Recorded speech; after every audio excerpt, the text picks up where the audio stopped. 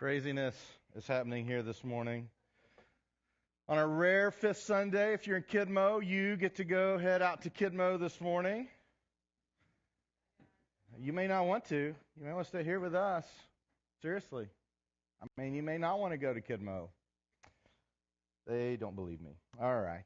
Well, it's good to have you here today, and we are starting a new series. I want to talk a little more about Bema for those of you who are interested, and I just want to encourage you to be a part of it. Our primary reason for doing this discussion group is a number of you, we talked quite a bit.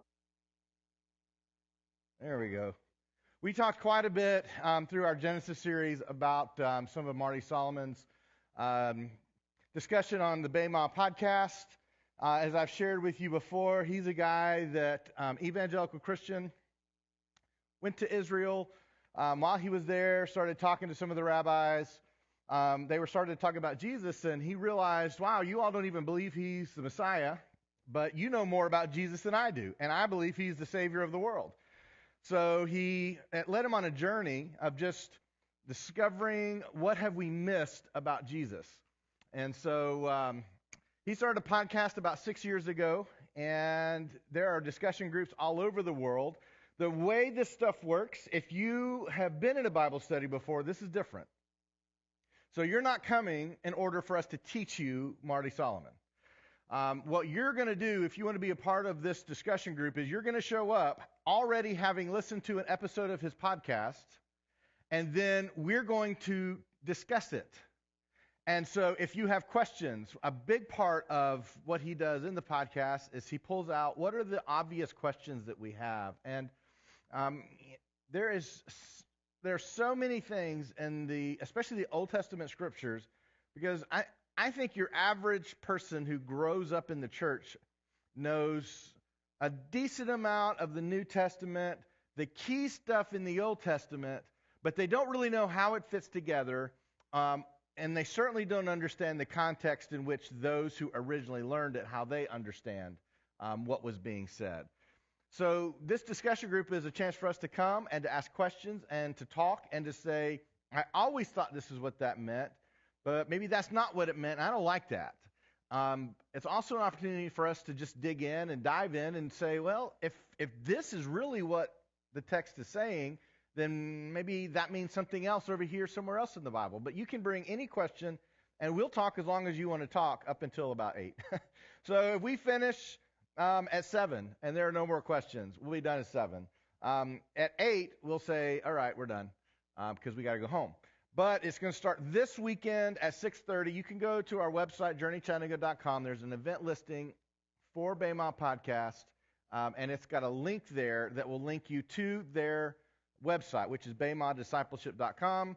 And then whatever you listen to podcasts on, you can find their podcast on it. Cue it up. We're going to go all the way back to the beginning. And so you're going to go to the first episode. That's what we're going to talk about.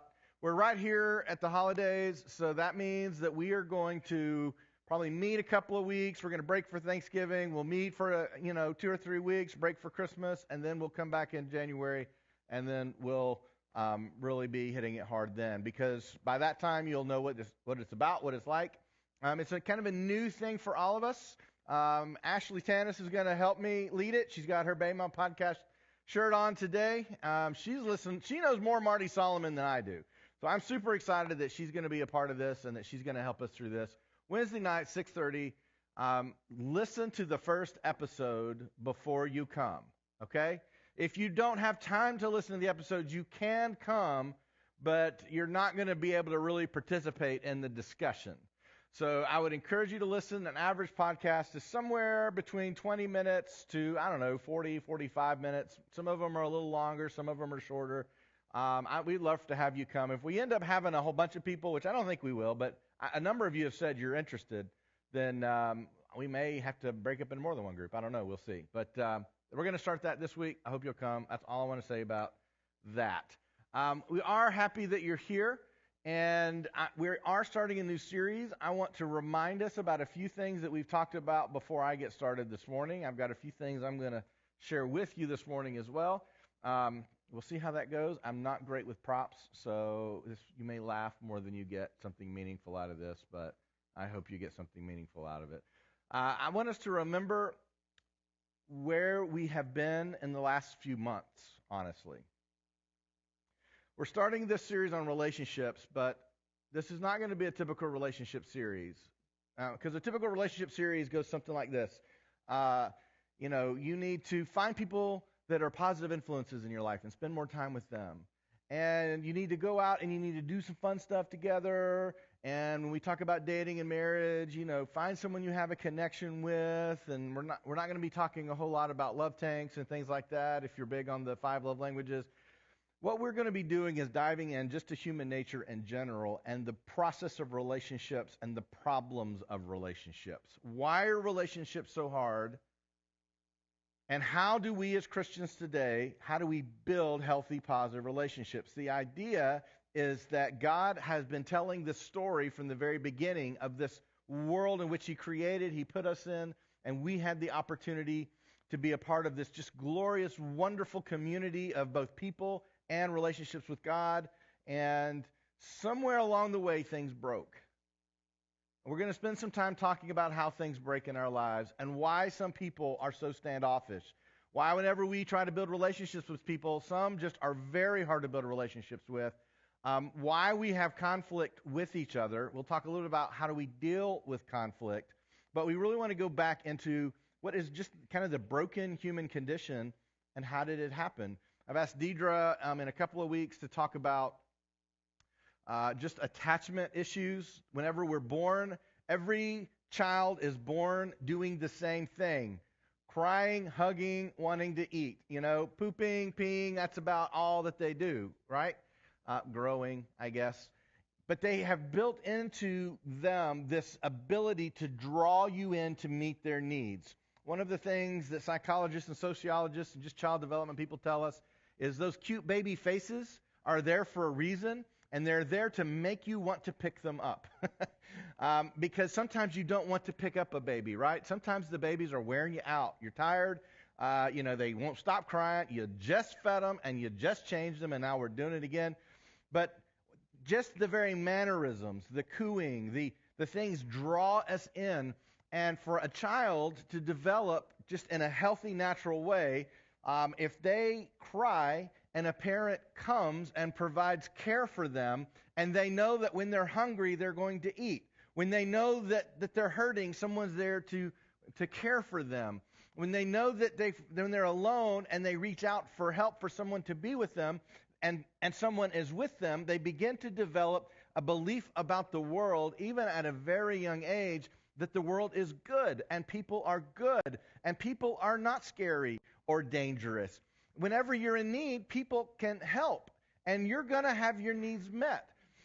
Whereas somebody who grows up and they don't have those needs met, maybe they cry nonstop and no one ever comes. Then we have some breaking things happening within their lives that now they believe the world is not a good place. Now the world is not something that can meet my needs. In fact, if you want something, you have to go get it because no one will be there to care for you. And it can develop all kinds of different personalities. It can develop all kinds of different ways of engaging with people. If you're married, you know that you brought into your relationship some of the things from your family that your new spouse is not really appreciative of, and vice versa, right? And you're thinking, gosh, why in the world do you do that? Well, that's just the way our family does things. Have you ever said that? That's part of how we develop and why at times relationships are just so hard. So let me tell you what I want to do with you over these next few minutes, and then I'm going to share a few things with you, and then we're going to be done for today. I'm excited. Today's Emma's birthday. She's 20 today. Everybody say happy birthday to her when you have a chance. Also excited my mom is here, so if you see any messed up things about me, you can talk to her about that later. It's her fault. But I'm glad Mom's here. Look, she's going to get even with me later. So I'm really happy that she's here with us this weekend. And all right, so some of the other topics we're going to talk about, I wanted to let you know what we were going to talk about today. We were made for community Next week, we're going to talk about love and marriage. And then the following week, Deidre's going to join me on stage to talk about some of those attachment things, some of the things she's discussed in the trust-based relational intervention that some of you have participated in. The next week, we're going to talk about dealing with toxic people, because even though Jesus brought us to a place to care for people, there are times that we need to create healthy environments. And how do we deal with people that, even if we know, like something has happened to you to make you this way, we come to people knowing that we bring our own toxicity. But there is a way for us to deal with people who are hurting and broken. And we want to spend a week talking about that. And then the last week, we're going to just talk about how to make a friend. All right? So, humanity was made for a healthy community. The two things I want to share with you, one is the way of the kingdom versus the way of the world. And then how do we live in this type of community that is a healthy community, the kind that God intended and the kind the church is supposed to help foster. Now, when I use the word church over these next few weeks, that is not just to talk about Journey. It is to talk about the community of believers across the whole world, across all time, those people that call Jesus Lord and Savior and are seeking to become more like Him and to help bring His kingdom into this world, just as the story of Scripture tells us from beginning to end. So when we talk about the church, some things will pertain to us as Journey Church. Some things will pertain to everybody who's a believer. We are just a piece of the bigger church. So whenever we talk about that, that's what we are referencing. But this first one, and I just want to take you through some familiar passages. I want to hang out in one of them.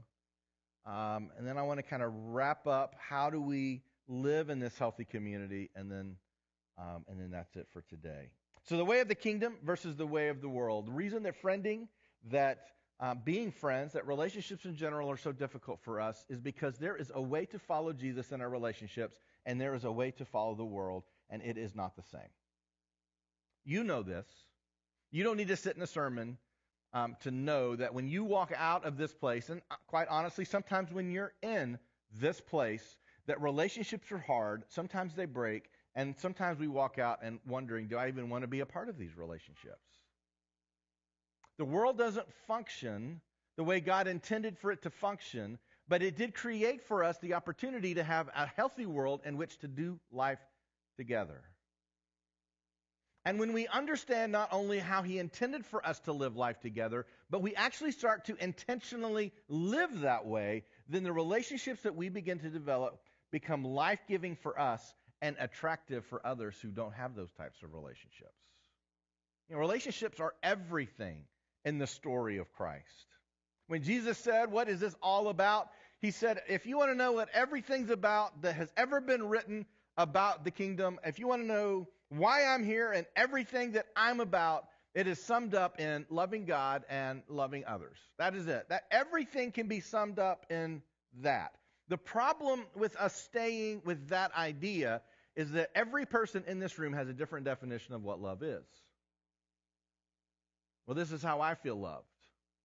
If you feel loved by someone spending time with you, and yet the person that you most want to love you never spends time with you, it doesn't matter what else they do, you don't feel loved because you're different and you're unique.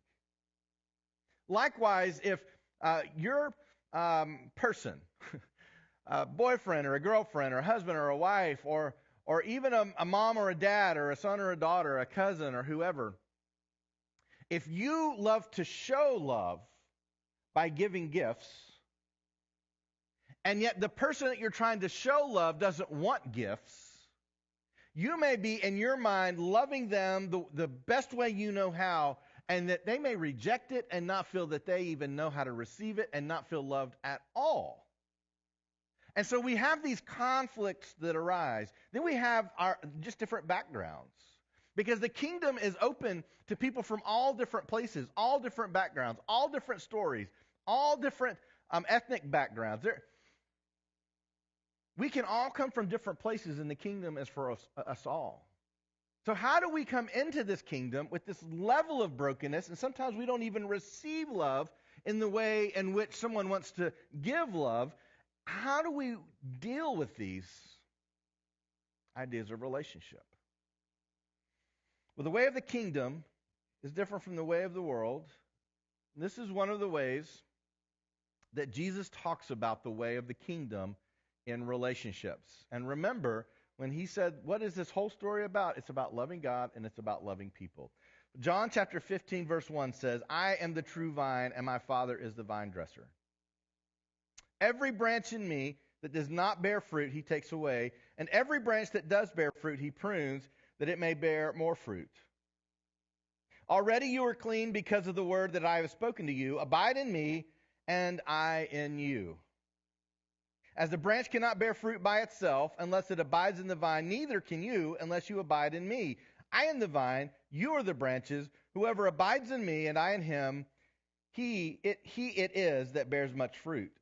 For apart from me you can do nothing. If anyone does not abide in me, he is thrown away like a branch and withers, and the branches are gathered, thrown into the fire, and burned. If you abide in me and my words abide in you, ask whatever you wish, it will be done for you. By this my Father is glorified, that you bear much fruit, and so prove to be my disciples. As the Father has loved me, so have I loved you. Abide in my love. If you keep my commandments, you will abide in my love, just as I have kept my Father's commandments and abide in his love. These things I have spoken to you, that my joy may be in you, and that your joy may be full. So Jesus introduces this idea of the vine as a way to understand our relationships with each other and with God, and what should happen as we live out these relationships in our life. This idea of a vine. This idea that you and I are grafted into this vine, and we both receive from it, and we allow what God is giving through the vine to pass through us to others that are also on the vine, in a way that life has not ever been intended for you to live as an individual, but has been intended from the beginning for us to live in relationships with each other. You know the difference between feeling at home and loved and valued versus feeling lonely. Those are different feelings based on how we're doing in our relationships at the time. And I've talked with a lot of people that not only do they have conflict in relationships with other people, they also have conflict in their relationship with God, and many more so now that we've been through the pandemic, and why is all this happening, and asking all kinds of different questions, to where there's a number of people that feel like they have conflict with God now. It's a natural part of living in a world that has not gone according to plan. So how do we live in this world? How do we flesh this out? I brought a few little things with me, and I thought it might just give us a little bit of a visual of what he's talking about.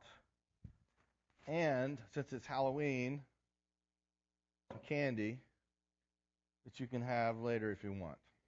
All right? Here's what I want to try to do here. I want to try to demonstrate the difference of the way of the world versus the way of the kingdom. All right?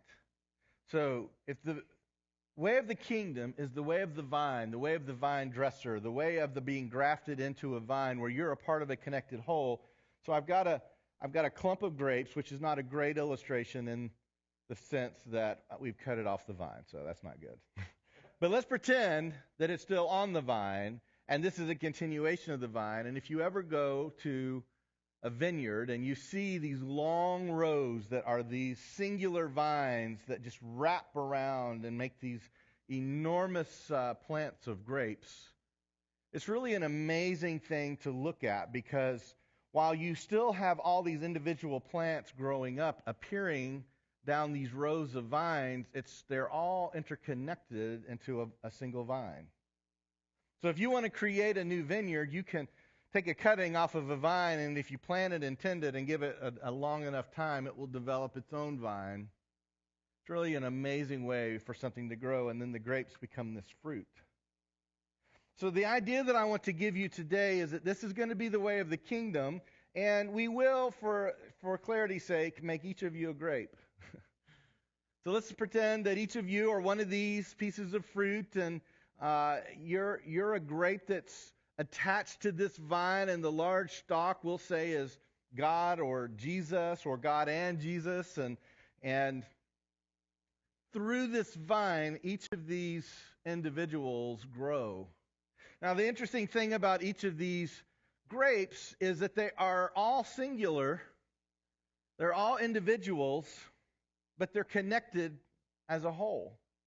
Now, I can pluck these off, and they would be sitting by themselves, but no matter what I do, as long as you're grafted into the vine, no matter where I go, if I move the vine, or if I take this clump of grapes and move it, these grapes will all be together, and they will all be next to each other, and they will all be grafted into the same vine. And the interesting thing is, as just the nourishment of the vine travels to each one of these fruits, it continues to travel to the rest of the vine. It's the idea that you and I both are individuals. See, someone just got kicked out of the church right there. So I hope, don't let that be you. Don't let that be you. One of the most crucial understandings of the relationships in the kingdom is that you are responsible for both being fed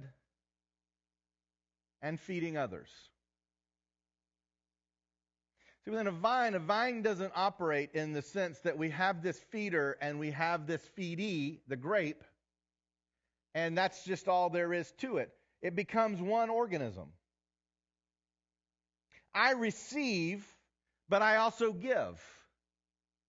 When we talk about marriage next week, we're going to talk about this very concept, the concept of receiving and giving. When you have in a relationship, one person's always receiving, one person's always giving, guess who's going to leave that relationship? The giver will eventually leave. So as we kind of dive into the idea of the kingdom, there is this organic relationship between us that we need each other. Now, in the world operates a little differently because we value our independence and our uniqueness highly. Like, we all want to be unique. You know, I don't see it as much, but one of our largest medical centers in the area, their marketing slogan for a couple of years was, "It's all about you." And that is the way of the world. The idea that you are an individual component and all of the world should be there for your enjoyment. So you take what you want. You get what you want. You give if you want. But it's all about you. That idea is more like this bowl of M&Ms. All individuals, not connected. Now, they're in a bowl together, or an urn, or I don't even know what you call this, a vase. Right now, they're together in this place, but they're all individuals.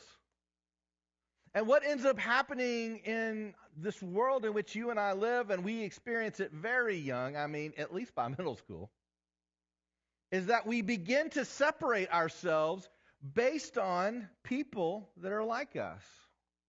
Whether they are like us because of our background, they're like us because of our story, they're like us because of our interests and likes, our favorite football team, whatever, we begin to separate based on similarities. There's an old story about a band that only wanted green M&Ms. And so they asked in their rider that they would only give them green M&Ms to see if they had read their rider. But this is what we do. We start finding ways that we're different, and we want to hang out with the people that are just like us, don't we? The things that we like to do, the same things. We have the same sense of humor. We go to the same church, the same school. We live in the same neighborhood, or at least we have the same kind of level of house and car. Like, our houses probably cost about the same. And the world begins to work this way, that we gather just with the people that are just like us, and all of a sudden, we're asking ourselves, well, the blues don't really have anything to offer me, so I really don't need them. Or the greens don't really have anything to offer me, and I don't need them. And we don't really nobody likes the oranges. So we just tell them to go over and do their thing, and we'll do our thing over here. The individuality is a part of our creation. There is a part of God creating us that we are individuals and unique, but yet we are made to be interconnected. Not just interconnected with people that are just like us, but interconnected with people who are different from us. Now, one of the things that can happen, let's say this is our community. It's very easy, and that community could be a church. I mean, we're in church. It could be a church. But that community could be your school. It could be your family. It could be your neighborhood. It could be just the people you grew up with. Whoever your community is, it could be just that group. What is so easy to do within this world, in this mindset of individuality and uniqueness, and it's all about me, and I just want to be around the people that make me happy and the people that, make me have fun and those kinds of things. So a group of people can be a part of a community, and when you're individual and unique, you can just say, you know what, I'm done with this community. Hey, I like this community better. Now we're over here. And I don't feel that I've lost anything. In fact, I may even feel like I've gained something because I like that community better. And then sometimes this community gets a little tarnished, like, this is just a plastic cup. It's not all that great, but, this is a glass one. This community is way better, so I think we'll go from this community over to this community now. A few of us will go over here, and, that feels good. And sometimes we kind of jump friendships like this. We jump from one friendship to the next. What are you doing for me? What have you done for me lately? One of the most difficult relationships that you'll be in is with someone you care about, and it's kind of a what have you done for me lately relationship. And the reason that's so hard is because for a while things are going well, but in their mind, in that type of a friend, something broke way back when, somewhere early on, in which they began to believe that good life, was all about when you got something for yourself. And so as long as someone was giving something to them, life was good and you were good. But then when you stopped giving, well, you weren't good anymore. Because in their mind, life is only good when somebody's giving you something. Then sometimes this one doesn't really get a lot of great attention because it's a nice glass jar, but it's not very decorative. And here's a more decorative community over here, and they just seem to have more fun and have things together, and they dress nicer, and I really like the things they do over there. So now we're just going to jump over to that community. You see, if this is the kingdom, it makes it a lot harder to do that because you're stuck with these people, right? You're stuck with them. And it's harder to jump from one to the next.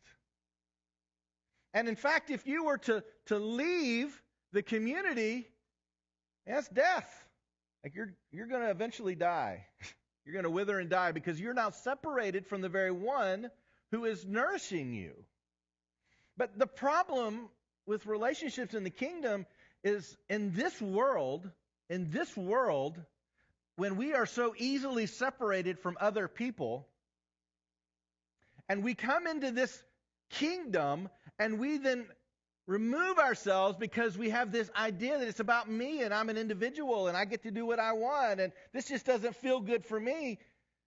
We exercise that, and not only are we ourselves going to be dying, but now all of those that were receiving nourishment through you aren't receiving that nourishment either. The vine is the idea that we are responsible for each other, to each other. There are times I'm at my best. I mean, I'm hitting on all cylinders. And then there are times that I'm just not. One of the hard things in life is when you're just kind of hitting on all cylinders and everything's going well, and then you have kind of a bump in the road, and then all of a sudden you're harder to be around. Do you ever go through those times? Some of your best friends, my guess is, because I know you go through those times, some of your best friends, my guess, are the people that are with you on your bad days. not just the people that are there with you on your good days. See, there's a difference in the kingdom. Like we need each other. Not only do we need each other, we're responsible to each other. And not only are we responsible to each other, like your health depends in some part on me. And my health, in some part, not in whole, but in some part, requires you. It depends on you. And this is what Jesus was trying to get across to his disciples over and over and over again. And while the parable of the vine may be primarily about our interconnectedness with God, but he's trying to tell us, and what the story's been trying to tell us from the very beginning, is it's also about us with each other. The relationships are incredibly important. We weren't made to do life this way. We were made to do life this way. But everything in our culture says it's all about you. But everything in the kingdom says it's all about us. There's a difference when we embrace the biblical idea of relationships. All right. That's one passage you're familiar with. How do we live in this type of community? How do we make this happen? It's interesting, fun little grape thing, and M&M's in the bowl. But how do we live in this type of community? Let me create some space here. Whoops. Knocking over some stuff.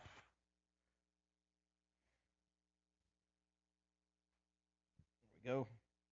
Acts chapter 2, verse 42 is a description, not a prescription. It is a description. Many things in Scripture we have to recognize there's a difference in what is being described versus what is being prescribed. So the difference in that is seeing how people are growing in their faith is great to see. It doesn't mean we have to do exactly what they're doing if we're growing in our faith. But we see a very good indication of what happens with a group of people that have been grafted into this vine. They're connected with Christ, and they are growing in their faith, and it has an outpouring effect on their relationships. Listen to this in Acts chapter 2, starting with verse 42. It says, "They devoted themselves to the apostles' teaching and the fellowship, to the breaking of bread and the prayers. And awe came upon every soul, and many wonders and signs were being done through the apostles. And all who believed were together and had all things in common. And they were selling their possessions and belongings and distributing the proceeds to all as any had need. And day by day, attending the temple together and breaking bread in their homes, they revealed their food with glad and generous hearts, praising God and having favor with all the people. And the Lord added to their numbers day by day those who were being saved." And I believe a better understanding of what's happening here, that in part because of this growth in their relationships, day by day people were being saved. Because salvation is not just about being saved from our sins, it's being saved to something.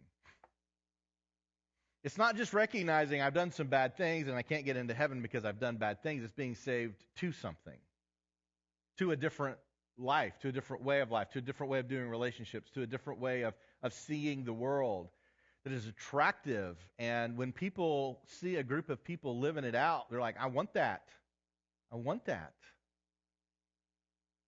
It says they devoted themselves together to teaching and fellowship, which feels an awful lot like a church program. But this is not about a church program. One of the things we have a tendency to do in the church today, because of this idea of individuality and uniqueness, is, well, this is the type of program I'm looking for, and so this is where I want to spend my time. But there's a difference in just wanting to be a part of a program, loosely connected in some kind of community, a bunch of individuals in one place, and being connected to the vine. There's a difference here. Now, some of you are expecting me to say, so at Journey, that's why we're a vine. Like sometimes we're a vine, right? And sometimes we're this. Let's be honest. Sometimes we're a bunch of individuals sitting in a room, and our interconnectedness, there is no interconnectedness. Because one of the things that happened when the fall entered into the world is it broke our relationships with people, and this is all about relationship. And while this looks like it could be about relationship, it doesn't have to be, just because we're in the same place together. Because we're still a bunch of different individuals. How do we get here? Oh, do we sell everything we have and buy one big house and we all move in together? I hope not. I mean, depending on the house. I've seen some nice houses. I mean, I could be persuaded. But I hope not.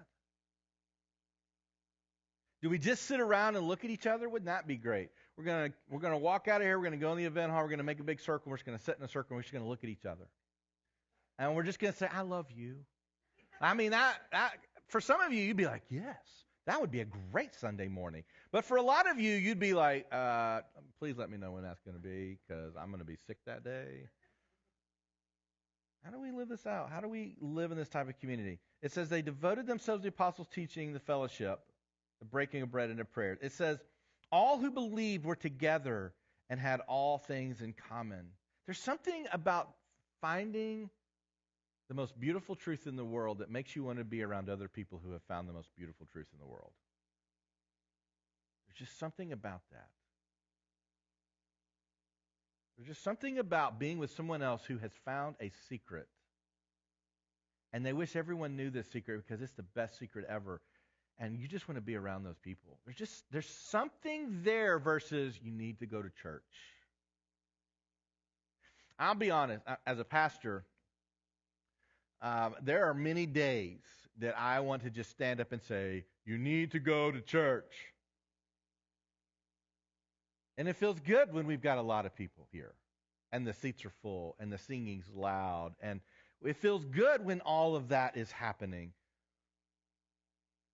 But if that brings this together, a whole bunch of disconnected people, like I'm kind of hanging out with you, but there's really too many reds in this community for me. I really like all the reds in this community. Like I wish I could be a part of a community that had fewer reds. Or the yellows, everything was going great in Bible study till the yellow spoke up. And when the yellow spoke up, everything fell apart. Wouldn't it be great if we could do a Bible study and the yellow didn't come? But what happens when it's the yellow or the red or the blue or whatever that is inferior? What if they're the conduit by which God has something to say to you and we separate them out because they're less desirable? There's a difference in the way of the world and the way of the kingdom. There's a responsibility for each other in the kingdom. There's no responsibility for each other in the world. There's a need you in the kingdom. I only need you to meet my basic immediate needs, and if you can't do it, I'll find somebody else who will in the world because we're all individuals. And where am I going to go? I don't want to be off this vine. That's death for me. See, relationships are so much more than simply find somebody you have something in common with. Find somebody that likes the same movies you like. Find somebody who listens to the same music you listen to. Find somebody that doesn't hurt your feelings. See, there's a lot of relationship advice out there, but when we get to human nature, one of these is a lot harder than the other, but one of them brings a lot more fruit than the other. This is why when we talk about relationships, we've got to go down into human nature. Why have we become the way we've become? What drives us? How do we live in this type of community? This is Hebrews chapter 10, verse 19. It says this: Therefore, brothers, since we have confidence to enter the holy places by the blood of Jesus, by the new and living way that he opened for us through the curtain, that is, through his flesh. And he's basically what they're talking about is the story of crucifixion, in which when Jesus died, the curtain split. The curtain is what separated humanity from God in the temple or in the tabernacle before that. But when Jesus died, he became our high priest. He became the one that gave us the avenue to God. And so He's saying now that we have this reality that we can approach God ourselves, we don't have to have a priest in order to approach God. And I mean, we have this opportunity to love God even more fully than we've ever loved Him before, and to experience His love more fully than we've ever experienced it before. Now that we have all of that and this new way of living because He's opened up through the curtain, that is through His flesh, and since we have a great priest over the house of God, talking about Jesus, let us draw near with a true heart and full assurance of faith, with our hearts sprinkled clean from an evil conscience and our bodies washed with pure water. Let us hold fast the confession of our hope without wavering. For He who promised is faithful, and let us consider how to stir up one another to love and good works, not neglecting to meet together, as is the habit of some, that's been an issue all the way from day one, as the habit of some, but encouraging one another, and all the more as you see the day drawing near. So how do we approach these healthy relationships? We talked about soul activity and resilience. We began that series talking about the very basis of healthy life is connectedness with Christ. It begins with connectedness with Christ. If the only time we think about Jesus is when we sing on Sunday mornings, we're not connected with Christ. If the only time we pray is when things go wrong, we're not connected with Christ. It does not mean that He's mad at us or He rejects us, but there is some kind of break when the rest of our lives go on independently and Jesus is only a part over here in this small little piece. God is good because Tennessee is 8-0. But God was not good when Tennessee was 0-8, right? Yeah, right. Yeah. That's how the world works. God is good when He gives me everything I want. But when He doesn't, I question whether God is still good. You are good when you give me what I want, but when you fail to give me what I want, you are no longer good. This is why we live in a time when a single conflict will break relationships forever. Now, for some of you, that's like a foreign concept because you're like, listen, when I grew up, like, if we didn't have a conflict every night, something was wrong. So, for some of you, you're so used to conflict, like conflict's nothing. But for a lot of people, one conflict signals you are not worth it to me. You're not worth it to me. It's not even really learning how to fight fair. It's learning that the fight is not the point. Conflict is an inevitable part of a broken world and broken people coming together. And to be quite honest, you're going to have conflict here and you're going to have conflict here. We cannot do this well enough that there's no conflict. We cannot do church good enough that everyone's always happy all the time. This is why we have the great migration, Everybody's here and things are good. Things are not good. Everybody's over here for a while. That feels good. Conflict enters. We're going to go over here. Things are over here. But we don't just do that in church. We do that in relationships, friendships, friend groups, marriages. I don't like you anymore. I'll go find somebody else I like better. Can I just be very honest? There are some days that Deidre recognizes that she's a blessed woman by being married to me. Usually it's on the days I remind her. But you might be surprised to know there are some days she doesn't feel very blessed to be married to me. Yeah, I know. It's hard for me to believe, too. Yeah, I make my own reality. I don't know what I would do on the day if Deidre decided, today you didn't add to my life, I'm done. Because there's a lot of days, let's be honest, I don't add a whole lot to Deidre's life. In fact, I'm a drain on it. Because that's the nature of living in a broken world. That's the nature of living in a broken world. Some of the days that I'm a drain on Deidre are because of things I learned throughout my life that aren't the healthiest, and they present themselves. And sometimes she is so kind to point them out, and then we have more conflict, right? That's how it works. That's how it works. But Deidre and I, we're in the vine together. We're in the vine together. Now, let me be very careful. Every analogy breaks down at some point. And while I'm thankful that Deidre is on the vine with me, like, we're these two little grapes right here. Where's she going to go? Like, where's she going to go? I'm right there. I mean, I'm right here.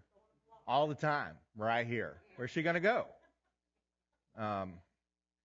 Let's be honest. There are times in abusive relationships, when we talk about toxic people, we're going to talk about this. There are times you've got to separate. It's just not healthy for either.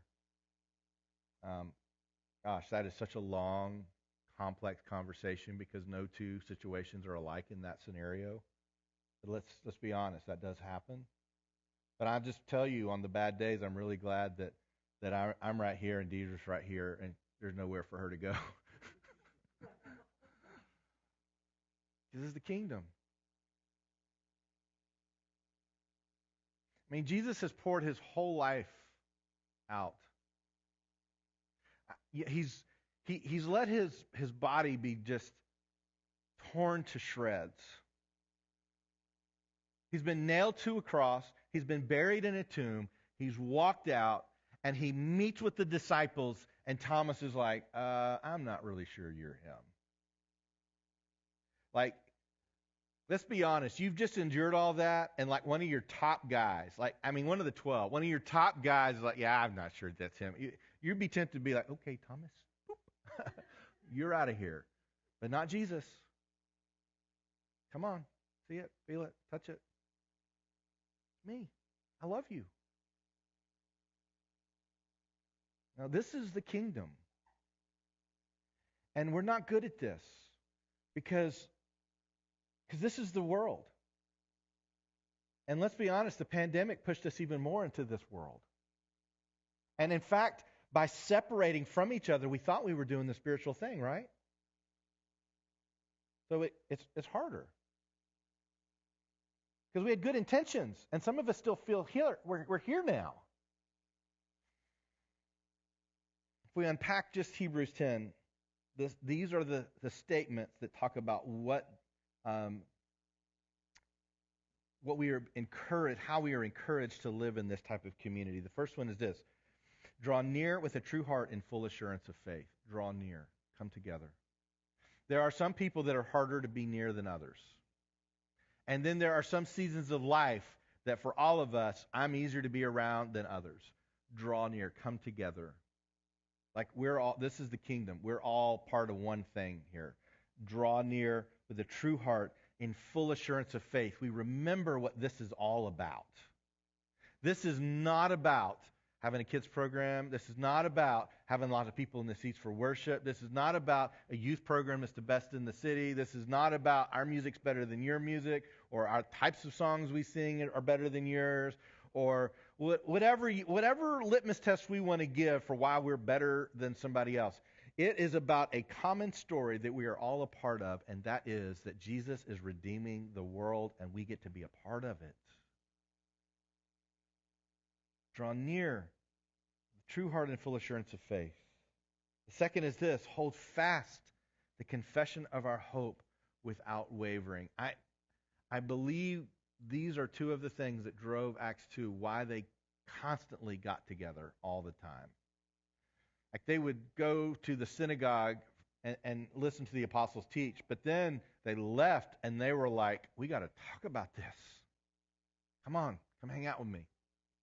Daily, they would get together and talk about this stuff together. And something began to happen within that community. It began to grow and bear fruit. And people watched and they were like, look at those people. Like, they are so committed to this. Like, they just love being together. And I know that guy's really weird. And they even let him in. I want to know more about that. Because remember, we're saved from something, but we're also saved to something. So many times our gospel presentation is all about being saved from something. I want to be saved from hell. I want to be saved from sin. I want God to be on my side, not against me. But that's not the way Jesus talked about salvation. He said you're being saved to something. You're being saved to a better way to live life. You're being saved to a way to have deeper, stronger, better relationships. You're being saved to a place where you are redeeming the wrongs that are happening in your life and the world, but also you're working with me to redeem the whole world together. We're bringing them together. We're going to change the world by the way you guys love each other. Because Jesus went on to say, they will know that you're following me, that you really get me by your love for one another. It's really an amazing concept that the story is so much bigger than just trying to get to heaven. It's about how we live our lives right now. Goes on to say, verse 24, stir up one another to love and good works. Now let's be honest, most of us don't like to be stirred up. Like, we get stirred up over lots of things. We get stirred up over football, and we get stirred up over politics, and we get stirred up over our work schedules, or we get stirred up over, whatever. And most of us don't actually like to be stirred up. We like things to be pretty much the way we want them to be. Like, I just want everybody to get along. I just want everybody to do what I want them to do. I just want to go through life with as much ease as possible.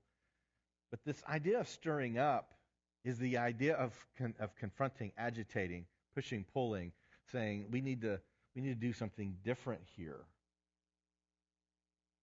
Again, not something that's very popular within the world. Just let me be the way I am. God doesn't let us just be who we are. He's drawing us somewhere, transforming us into something. And this hope is that we will increasingly bear His image. But what do we stir each other up for? Stir each other to love? Because at times we need to confront each other and say, I just don't think that's the way we're supposed to love somebody. But also to good works. Like, that's just not what Jesus wanted us, how He wanted us to live our lives. There are times that we need to confront each other, but we live in an age in which confrontation means the end of a relationship. Let's be honest, some confrontations are not healthy that happen in our relationships. But you will not have healthy relationships without some level of confrontation at some point. But if we're here and we're not going anywhere, that's different than, let me just go over here. I don't have that confrontation and conflict. That's a difference in the way the kingdom works. Stir up one another to love and good works. Meet together regularly. It's the fourth thing. And again, there's a difference in you need to come to church. I'm not sure you're going to make it into heaven if you don't come to church. There's a difference in that. And then I just want to be around other people who get Jesus. I just want to be around other people who get Jesus. I just want to be around other people who get Jesus. You see the difference? He goes on and says, encourage one another.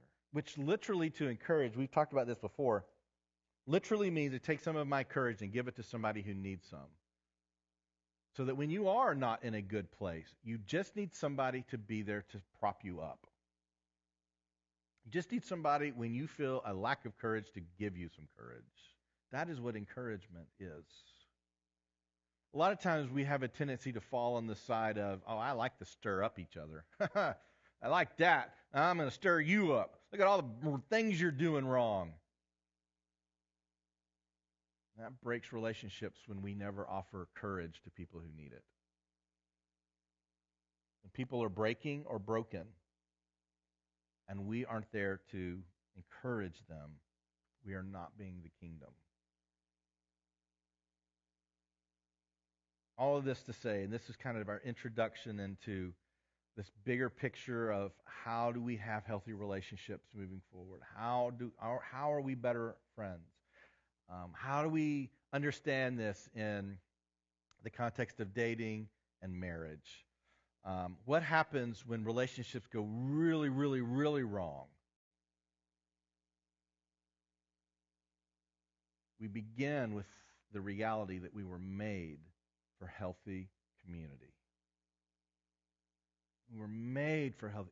Like, it's not an added bonus. This is how you were made. It's not that this is a good idea.